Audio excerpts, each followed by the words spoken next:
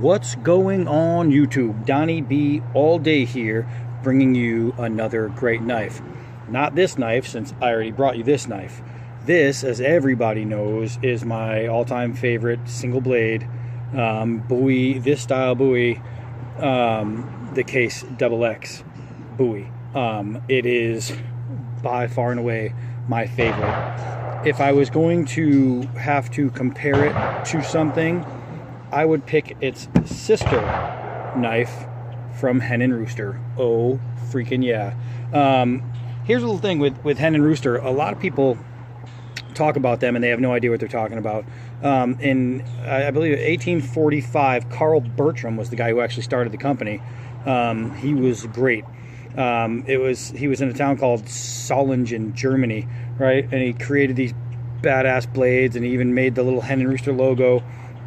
And these things were known throughout the world as some of the best, or as the best, hunting knives made on the planet. I mean, in 1845, if you wanted a great knife, you got a Hen Rooster. This stag Bowie, which actually this one is now considered limited. It's HR-5007, right? They stopped making this style. The blade style they still make, but this stag, which I believe is elk, they stopped making. I've had this one for a little while now. This was my first great love, was this knife. Getting back to Carl there, he was alive long before any of us could even imagine to be. So after he died, the company stayed in Germany for a while, and then eventually it moved on through different hands. Today, the people who actually own the company but don't have anything to do with their knife making or designing is Frost Cutlery. And Jim Frost is a Tennessee guy, and he's down south, and he makes a bunch of he got famous for his fantasy blades that were extremely affordable, just cheapies, I guess. But this is not that, and people think because the company switched hands, and because now these are made in Spain instead of Germany, that for some reason their I don't know, the value has decreased as far as their strength and what they can do, and incorrect. It's the same exact German stainless steel, just made in Spain. That's it. They take all the stuff and it goes to Spain, and they save some money and they make it there. That's it. There's no difference in the actual steel. This cutting edge is a cutter. This freaking badass Bowie tip is a Bowie tip. It really does. It drives me crazy to hear people say, oh, well, because this is who owns it now, the knife company has gone downhill and they're not as good, and the blades are cheap, and wow. I'll tell you what, I've been hacking away at this thing for a few years now, and if you show me any part of that edge that looks like it is deviated in any way, I'll give you a handy J, because you're not going to find anything. This thing is amazing. But I can tell you all day how great it is. I can put it up next to its sister knife and say, look how identical they are. It must be great just because it looks like the greatest knife ever. But guess what? It's a lot easier just to show you how good this knife is. And while we're speaking of how good this is, I'm not a huge fan of the dangler. However, this is a very, very well put together dangler sheath. I mean, I don't know if, let's see, you can see the wear lines in there, how long I've had this, how much I use it. It's just a really, really good sheath. Had it forever. There's no pulling away. I mean, look at the construction of this is just solid. But we're not going to test the sheath today. We're going to test a Western style fighting knife made by Hen Rooster, who I believe is still one of the greatest knife companies in the world. All right, let's go play. There was a time when the bottles reigned supreme. In that time came the Hen and Rooster.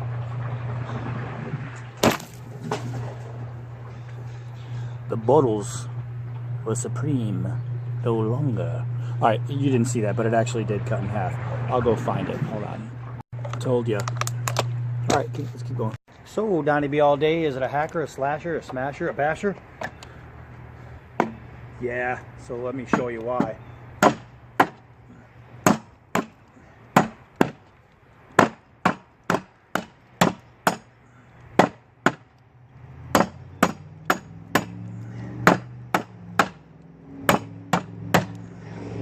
Alright, that's enough little pounding on there, so no little warps, no chips, no bends, no folds, no damaging on the edge at all.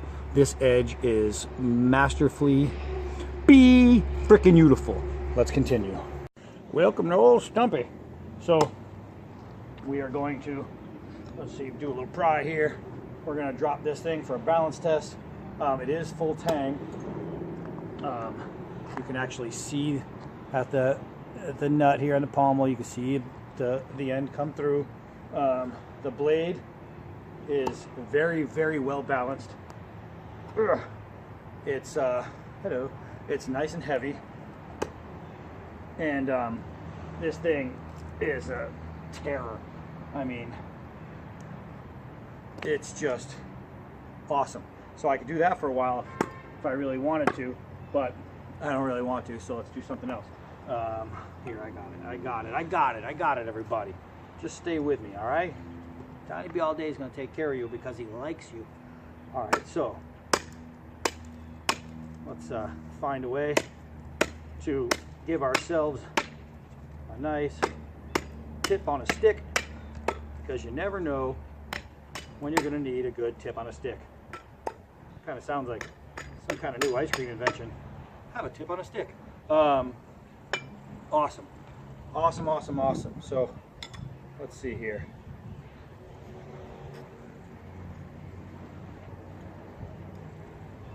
Man, those are so fine. They're just flaking right off this old piece of crap wood. All right, I'm just going to do some real small ones because I keep flaking them off anyway. But I just want to show you how the Tootsie rolls. Oh, yeah. Look at that little Tootsie Roll. I love it. This thing is a beast. Beast. Wood in my shirt. So, yeah, let's keep going. All right, with the 1-inch forest being all but gone, I have a few scraggler pieces left. So, what I want to do with these few scraggler pieces is knock them down a little bit more. So, here we go. Shata. It's just money. That's a long slice. Yeah, let me just get rid of that here. So, all right. I mean, they don't cut too much better than that, any prettier than that. So, this thing, after being abused, it is still razor sharp. Oh wow, actually it is really razor sharp. Oh, so I mean, it is just awesome to carve with. It's awesome to chop with. It's awesome to feather stick with. It's awesome to trench with. Let's see if I can get some. Oh well, you see. I don't know if you saw that, but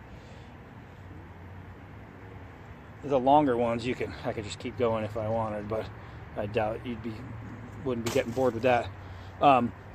What this thing is not, however, is not made to be a throwing knife. So let's go throw it. Yeah. Okay, it's Hen Rooster. So we just did a bunch of crap with it so far.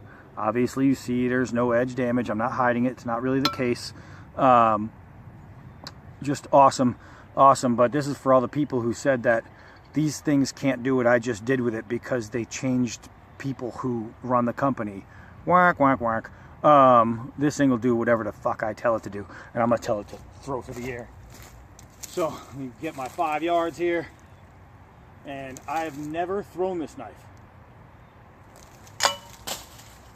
And luckily, you can't tell. I mean, because I threw that masterfully. Kinda not. Hey! Oh, that had a pretty good bite. All right, let's try that again. You know I love throwing blades. Holy moly. Holy moly. That thing cruises through the air. I actually took a little bit of a step back there just because I wanted to see if I could. So I wasn't at the 7 yards, I was still at 5, but I want to go to 7. All right, hopefully you guys can still hear me. I backed up a little bit.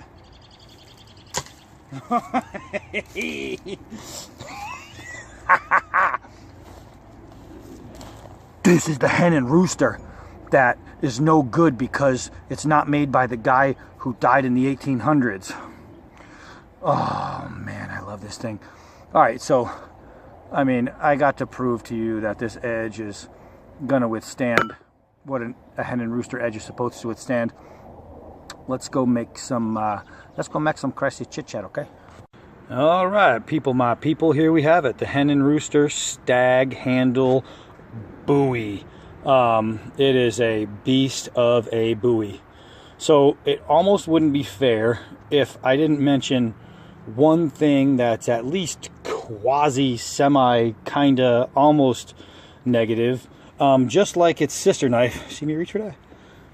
I complained that for people with massive hands that this piece right here can make it a little snug, right? But it actually almost benefited me because it made sure that the knife was secure in my hand.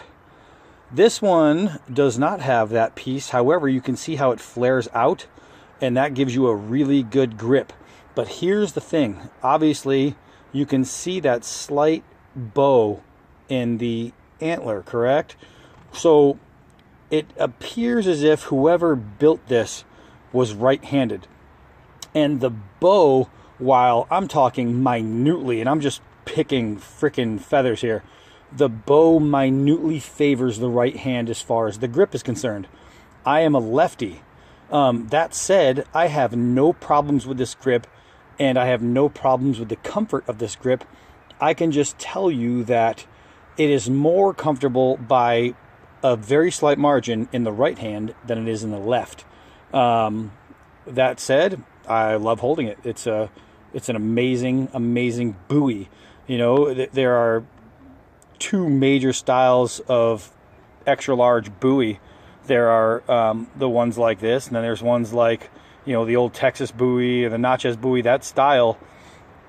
And I would have to say the Natchez out of those styles is probably the best in that department. And out of this style of Bowie, I mean, between the Case XX and the Hen Rooster, I mean, you're really picking straws to find out which one is better, and with a good explanation of why. They are just amazing. And this thing, I mean, this thing runs head and shoulders with the Case. It is amazing. So here's the thing. Because they stopped production of this model, there are still some out there that have not sold yet, which makes it essentially a limited production.